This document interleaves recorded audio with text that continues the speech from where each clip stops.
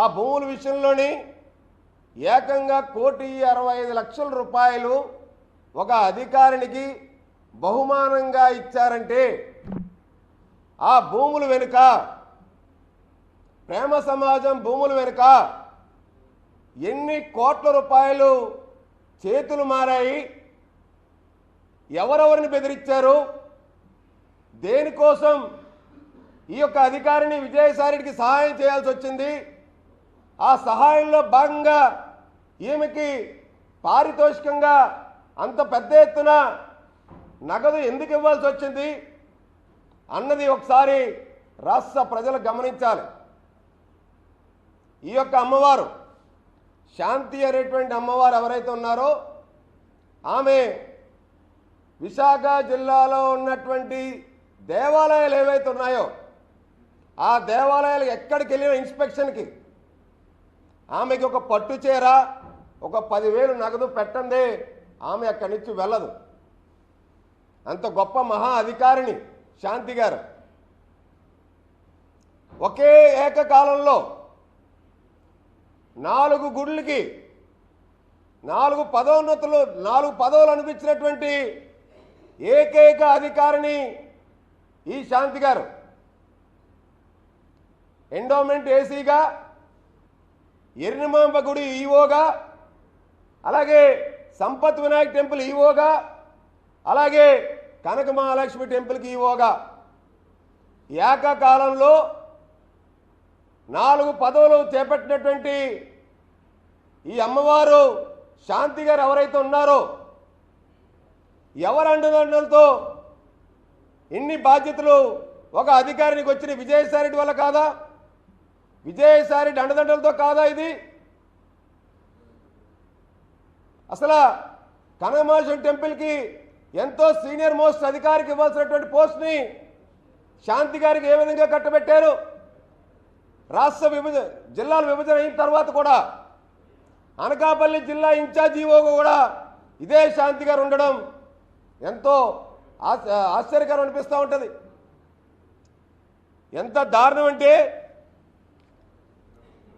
ఈమె ఈవోగా ఉన్న సమయంలో ఎండోమెంట్ డిపార్ట్మెంట్లో పరదేశం అమ్మవారి టెంపుల్ లంకెలపాలెంలో సర్వే నంబర్ 189 అలాగే సర్వే నంబర్ 190/1లో ఉన్నటువంటి 1 ఎకరం భూమికి royal line ice creams LLP ఈ యొక్క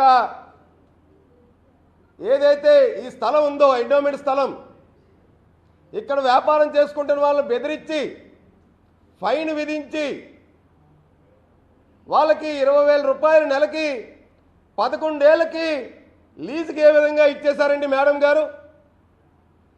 ఏదైనా 3 ఏళ్ళు లీజుకి ఇవ్వచ్చు, 11 ఏళ్ళకి ఏకంగా ఎలాగ లీజుకి ఇచ్చేశారు? ఈ యొక్క వ్యక్తి దగ్గర నుంచి ఎన్ని లక్షల రూపాయలు ముడుపులు అందుకుంటే విజయసాయిరెడ్డి ఆశీస్సులు లేకుంటే ఇది ఇచ్చేస్తారు? ఇది ఈయన ఎవరో కాదు, వైసీపీ నేత ఆడారి ఆనంద్ వాళ్ళ యొక్క బినామీ. ఇదే వ్యక్తికి royal lines ice creams LLP అనేటువంటి వ్యక్తికి ఏదైతే దేవాదాయ ధర్మాదాయ శాఖలో ఈయన భూమిని కబ్జా చేసేటువంటి వ్యక్తి, అలాంటి వ్యక్తికి ఈయన ట్రస్ట్ బోర్డు మెంబర్గా రికమెండ్ చేసి పెద్ద ఎత్తున ముడుపులు తీసుకొని విజయసాయిరెడ్డి ద్వారాగా ట్రస్ట్ బోర్డు మెంబర్గా వేయించిన మాట వాస్తవం కాదా అండి?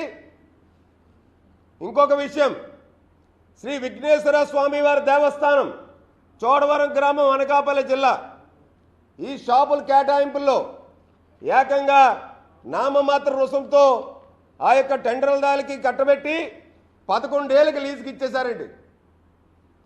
ఎక్కడైతే దేవాదాయ ధర్మాదాయ శాఖ ఆస్తులున్నాయో, దేవాదాయ ధర్మాదాయ శాఖ చెందినటువంటి షాపు లీజులు ఏవైతే ఉన్నాయో, షాపు యజమానులు ఎవరైతే ఉన్నారో వాళ్ళందరినీ ఇదే విజయసాయిరెడ్డి అండదండలతో వాళ్ళు బెదిరించి భయపెట్టి లక్షల రూపాయలు ముడుపులు తీసుకున్న మాట ఈ అధికారిని శాంతి గారు కాదా అని చెప్పి మేము అడుగుతా ఉన్నాం.